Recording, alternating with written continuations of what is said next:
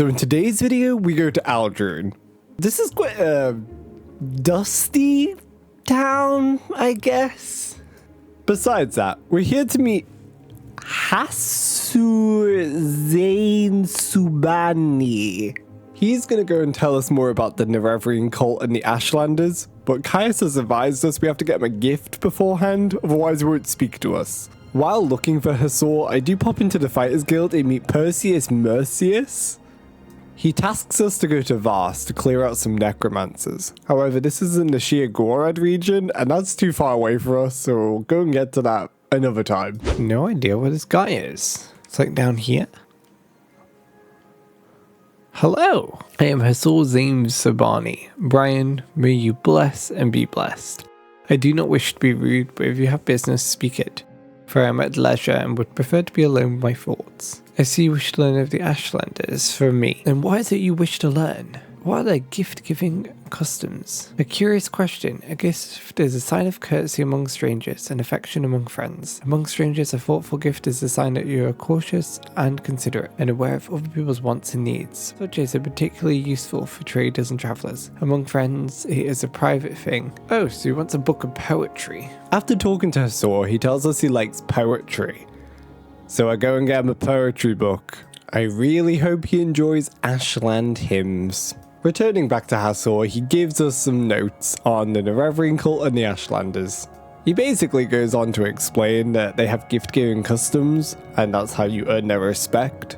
And they don't like killing unarmed people. However, if you're armed and you offend their clan laws, they will murder you. He explains where the Urshilaku are, how they're up in the West Gash, northwest of Vvardenfell, and shares their chief name, Sumatsu.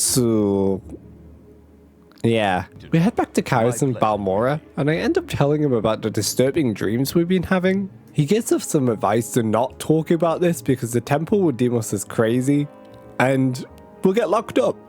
I share the notes that were given by Hassour, and he instructs us to go up to the Urshilaku camp to go and speak with Solmatel and Nibani Mesa.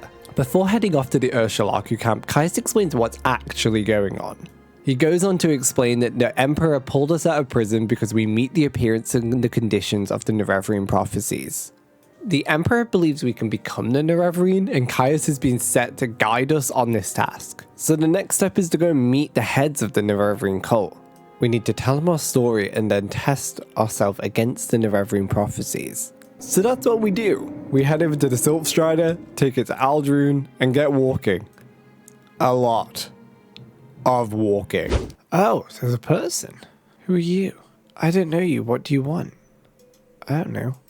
What do you want? During the travels up north, we stumble across a hut. Inside the hut is some captured Dumma. Hey Nord, I'm Bredding Galleon. Can you get me out of here? The Ashlanders hold me for ransom. He had been captured by Ashlanders and told them he was a famous noble, so they spared his life. However, this backfired because they're keeping him captive because they believe he's a noble. After explaining to his kidnappers that he's not actually a noble and he had lied about it, we pay 5 gold for his ransom and leave him on his merry way. It's this random guy. Pardon me, can you help a poor pilgrim? I've been trying to get to Ruddyman, but I've lost my way. It'd be so kind of you to help. I can pay you 150 septims on our arrival. I need to get there rather quickly though. I'm on a pilgrimage and there are others I must meet there. I must be at Ruddyman and Cold Cave in 2 days. Can you help? I don't know where the fuck Cold Cave is. I can't even find out. Sure, I'll take you there if I can. The Cold Cave is south of Nissus. So I agree to help the pilgrim, which was a really stupid mistake because we have to go all the way west when I need to head north. Along the way to Cold Cave, I end up hopping into one of these delves. The pilgrim with me was actually quite helpful in dealing with the enemies, however he did get in the way a few times. Excuse me sir, can you please get out the way? Or I'm gonna have to jump around, aren't I? Sir. And he got stuck. Great. Oh god. Oh, I think he's gone crazy. I don't think he likes the bridge. Next on my travels, I find another naked Nord. Again. Why are there so many? Put some damn clothes on, you slut. When speaking with Hisson, he explains that he's been paralyzed by a witch. He asks if we can help cure it, however, I don't have anything to help him. Again, what is it with these men and hanging around with witches and getting stripped naked and paralyzed and having their stuff taken from them? I love how he says, she was a big woman. Friendly, you know. I see why you're in this predicament. Because he was rude to me, I stabbed him to death. We finally arrived to Cold Cave with the pilgrim, and he gives us some money. I then head up the hill going north, and I find a place called Bernadas. It's like a keep or something. I don't know what it is, but it was a pretty cool dungeon to head through. There's a few quite tough enemies inside, including some Dremora. And then we get ambushed by a Dark Brotherhood assassin at the worst time possible. Oh my god. Fucking Dark Brotherhood assassin. Jesus Christ. After clearing out the dungeon and taking some nice goodies, I keep going north. I wandered for ages, and then I started to notice something in the distance. I find an orc decked out in this really cool armor. I thought they were going to be friendly, but it turns out they were hostile, so I decided I needed to murder them because I really wanted their gear. Ow! Do you mind? You grow. Okay, I'm going to use my amulet. What I got?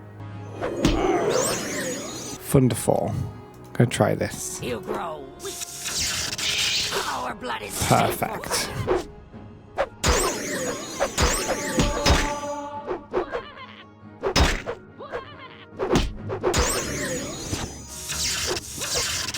Doesn't have enough charge anymore. Fuck. Escape while you can. Ow. Stop punching me.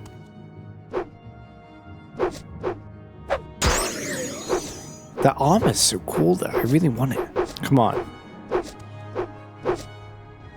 Come on. Come on. You know you want to die. Come on. Come on. Fucking die, bitch. Give up. No, you give up. Fuck you. Oh my god, she's got a load of orcish armor. It's all medium though. I was quite disappointed it wasn't heavy armor. Like, it was heavy armor in Oblivion and Skyrim, so in my head it was going to be heavy in Morrowind. But apparently it's medium.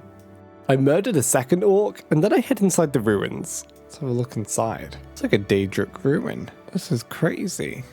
Who the fuck are you? Oh my god.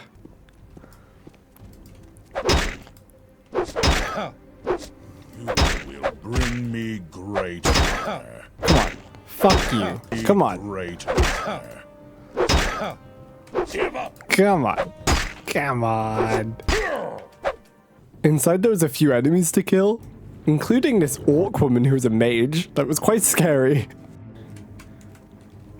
Oh, she's got some like magic shit. Oh. Try and dodge all this. Oh my god. Oh, she's not going to beat me up. Okay. Don't heal yourself, bitch. Come on. Fuck off. This is supposed to be a Daedric shrine. Oh my god. Who's it to? Is that Mehrunes Dagon? I had no idea what I had walked in on. I don't know if I can interact with the Daedric god at all, like Oblivion or Skyrim, and get a quest for them, or what? Well, I think that's Mehrunes Dagon. Bye bye, friend. Have a lovely day. Oh wow, I found another Daedric ruin. Jesus Christ. Oh. Hello, ma'am. Ow, she's over-encumbered me. And now she's setting me on fire. Fantastic. Once inside, I met a lady called Bulfim, and she didn't want to talk to me because she was diseased and she needed to suffer in solitude. Okay, cool. Have fun. Who are you? Fuck off, bold bitch.